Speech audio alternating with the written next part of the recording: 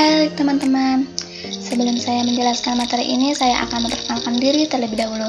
Nama saya Ade Putri Oktaviani dengan NPM 19640288, kelas regulasi Agung Banjarmasin, Fakultas Teknik, Program Studi Teknik Sipil, Universitas Islam Kalimantan Muhammad Rasyid Al-Banjari, Banjarmasin.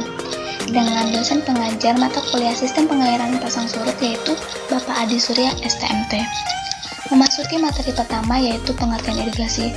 Irigasi umumnya adalah usaha mendatangkan air dengan membuat bangunan-bangunan dan saluran-saluran untuk mengalirkan air guna keperluan pertanian, membagi-bagikan air ke sawah atau ladang dengan cara yang teratur dan membuang yang tidak diperlukan lagi. Selanjutnya, irigasi pasang surut. Yang dimaksud dengan irigasi pasang surut adalah irigasi yang memanfaatkan pengembangan air sungai akibat pasang surut air laut. Area yang dapat dilakukan teknik irigasi ini adalah area yang mendapat pengaruh langsung dari peristiwa pasang surut air laut. Berikutnya, lahan pasang surut. Nah, yang dimaksud dengan lahan pasang surut ialah lahan yang pada musim penghujan, biasanya dari bulan Desember hingga bulan Mei, permukaan air pada sawah akan naik, sehingga sawah tidak dapat ditanami padi. Sedangkan pada musim kemarau dari bulan Juli hingga September, air permukaan akan surut, yang mana pada saat itu tanaman padi di sawah baru dapat ditanam.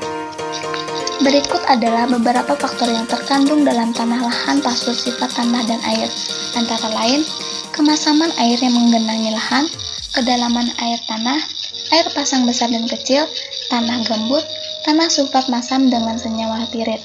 Nah, saya akan menjelaskan sedikit lebih jauh tentang pirit. Apa sih itu pirit? Pirit adalah zat yang hanya ditemukan pada tanah di daerah pasut saja.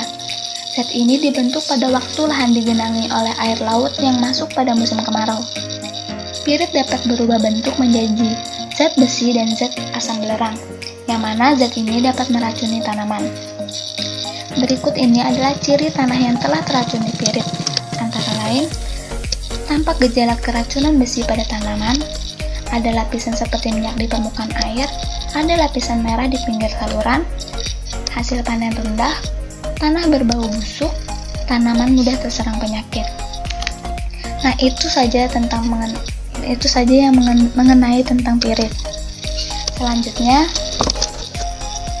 lahan pasang surut dibagi menjadi beberapa golongan menurut tipe luapan air pasang, yaitu yang pertama, lahan terluapi oleh pasang besar maupun oleh pasang kecil. Yang kedua, lahan tidak terluapi oleh air pasang besar maupun pasang kecil, namun permukaan air tanahnya cukup dangkal, yaitu kurang dari 50 cm. Yang ketiga, lahan terluapi oleh pasang besar saja. Yang keempat, lahan tidak terluapi oleh air pasang besar maupun pasang kecil, namun permukaan air tanahnya dalam lebih dari 50 cm. Berikutnya, sistem pengairan lahan pasang surut. Sistem pengairan pada lahan pasang surut dapat dilakukan dengan berbagai cara. Yang pertama, sistem irigasi dari bawah ke atas. Ini adalah contoh skema layout sistem irigasi Riam Kanan, Kalimantan Selatan. Ini adalah daerah kanal. Daerah kanal adalah daerah tumpangan dan tempat air masuk dari saluran primer dan tempat air akan disalurkan melalui saluran sekunder. Yang kedua, sistem aliran satu arah.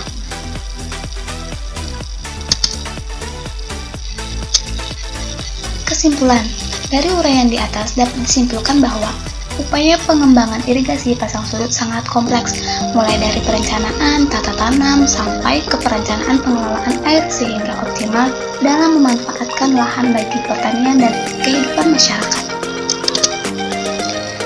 Sekian penjelasan dari saya. Semoga bermanfaat. Wassalamualaikum warahmatullahi wabarakatuh.